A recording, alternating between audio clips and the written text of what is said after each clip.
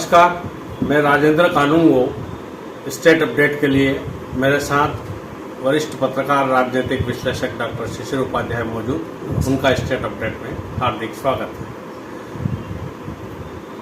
मासूम बच्चों के पीठ पर इतना वजन लादा जा रहा है कि आने वाले भविष्य में वो उनकी रीढ़ की जो हड्डी है वो ऐसी हो जाएगी कि आप झुके ही रहेंगे।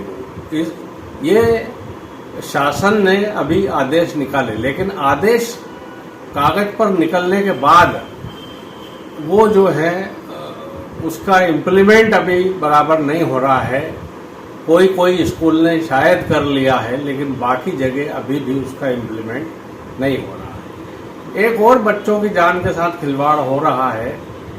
ई रिक्शा में बच्चे ढोए जा रहे हैं, जबकि उसका संतुलन ठीक नहीं रहता है और उसके कारण कभी भी दुर्घटना हो सकती है। शासन इसमें भी सतर्क तो है, लेकिन उसके परिणाम अभी अच्छे से नहीं आ पा रहे हैं। तो डॉक्टर साहब से मैं अनुरोध करूंगा कि इस विषय में वो प्रकाश डालें कि शासन के नियमों का क्या नियम है और उनका किस तरीके से पालन होना चाहिए। बिल्कुल, नमस्कार। चूंकि ये जनता से जुड़ा हुआ विषय है सर, और इसमें कहीं ना कहीं घोर लापरवाही, नौकरशाही की नजर आती है।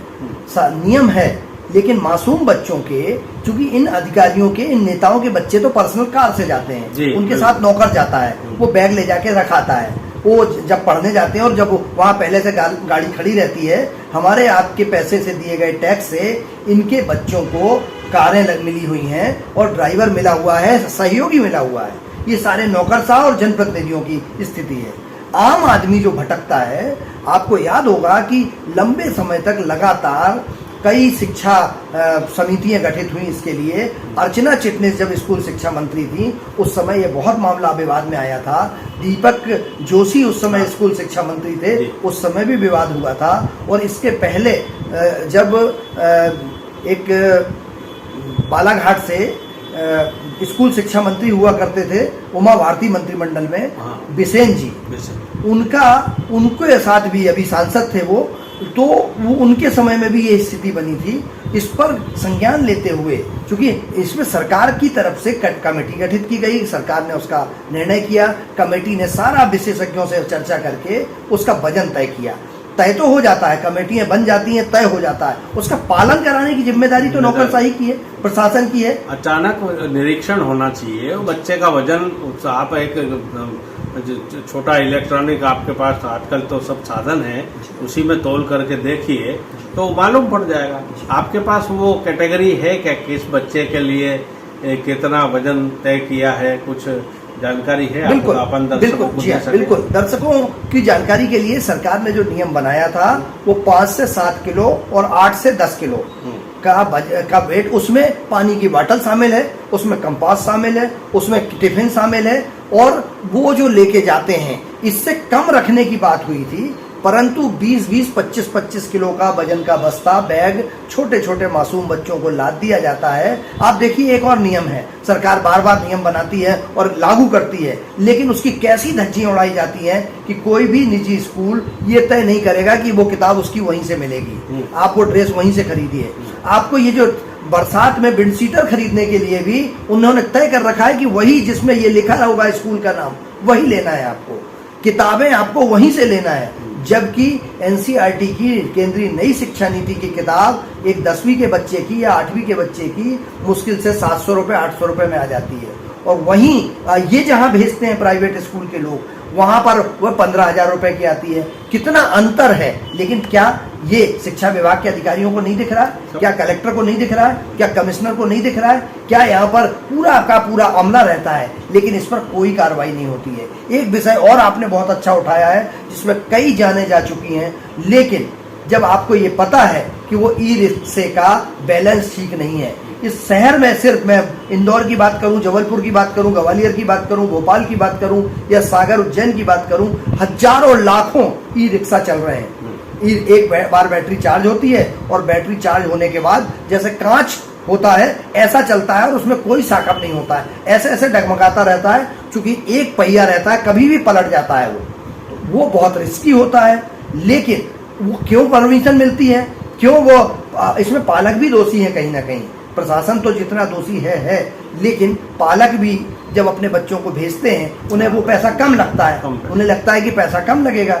जो जिस बस से जाएंगे या वैन से जाएंगे, उसमें वैन भी भोपाल शहर में एक नियम है, गैस किट वाली वैन से बच्चों को नहीं ले जाना है, लेकिन घरेलू गैस किट लगाकर भोपाल शहर, इंदौर शहर, ग्वालियर, जबलपुर में हर बड़े शहर में उससे बच्चों को ढोया जा रहा है। वो कभी भी आग का गोला बन सकती है, लेकिन पालक भी इसके लिए दोषी हैं, क्योंकि पालकों को भी ये निर्णय करते समय ये तय करना चाहिए कि हम बच्चों को कैसे भेजें। नहीं, वैन में भी एक निर्धारित संख्या होना चाहिए कि इतने बच्चे बैठेंगे, लेकिन उससे ज्यादा बैठते हैं, बोरों की तरह लाद दिया जाता है एक दूसरे के साथ। सर ये नियम है, हिलने की जगह सरकार का ये नियम है कि क्लासरूम में बच्चे इतने ही बैठेंगे, परंतु 40-40, 50-50 बच्चों को बैठाया जाता है, 60 बच्चों को बैठाया जाता है। नहीं, जानकारी मिली है 60 बच्चे एक साथ बैठते हैं। तो ये कौन कर रहा है? सरकार के लोग क्यों नहीं देखते हैं कि 25 बच्चे कैसे वो टीचर 60 बच्चों को एक साथ पढ़ा पाएगा, कैसे देख पाएगा? और इसीलिए कोचिंग इंस्टीट्यूट चल रहे हैं। पहले कोचिंग इंस्टीट्यूट में हम बच्चे को भेजते थे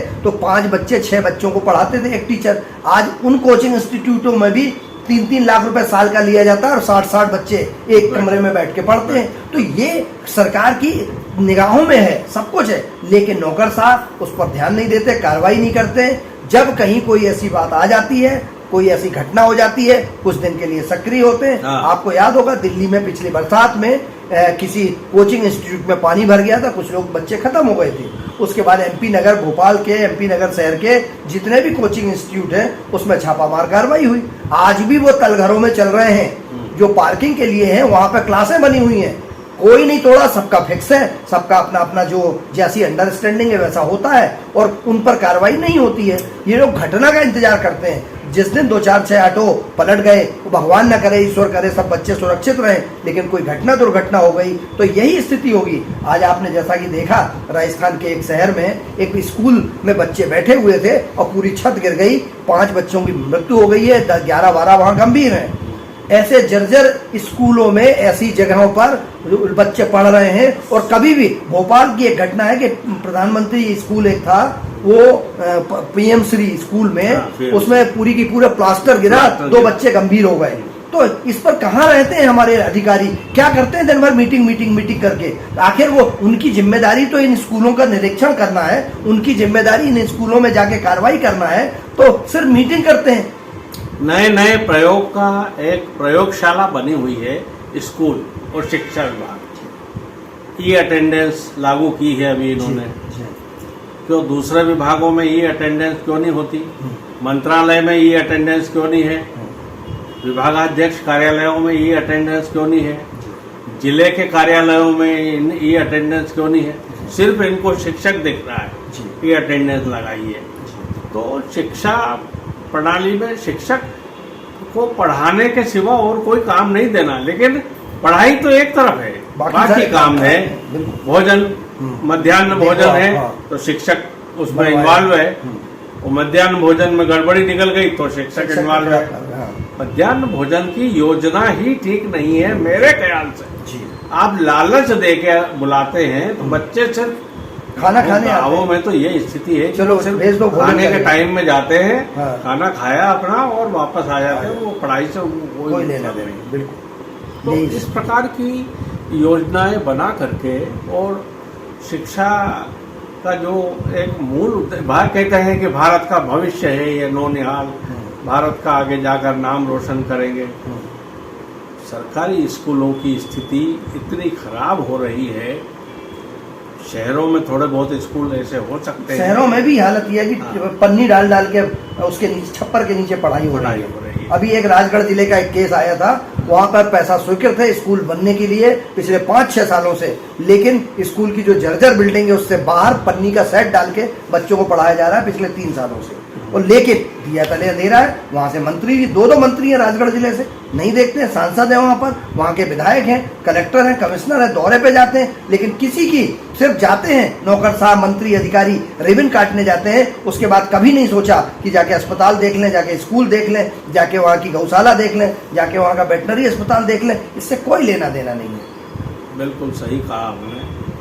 कि मात्र जो है वो फोटो खिंचाने वाली परंपरा नौकरशाहों में भी आ गई है कि हम जो है निरीक्षण हमने किया, एक प्रेस नोट आ जाएगा, जारी हो जाएगा, लेकिन जो वास्तविक स्थिति है वो लगभग यथावत बनी हुई है।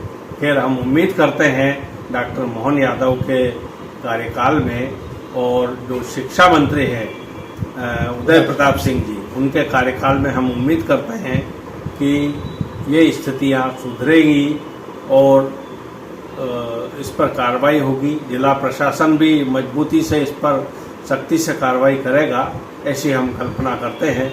मित्रों, ये वीडियो यदि आपको पसंद आया हो तो कृपया इसे लाइक करें, शेयर करें और सब्सक्राइब करें। मुझे और डॉक्टर शिशिर उपाध्याय को दे अनुमति। नमस्कार।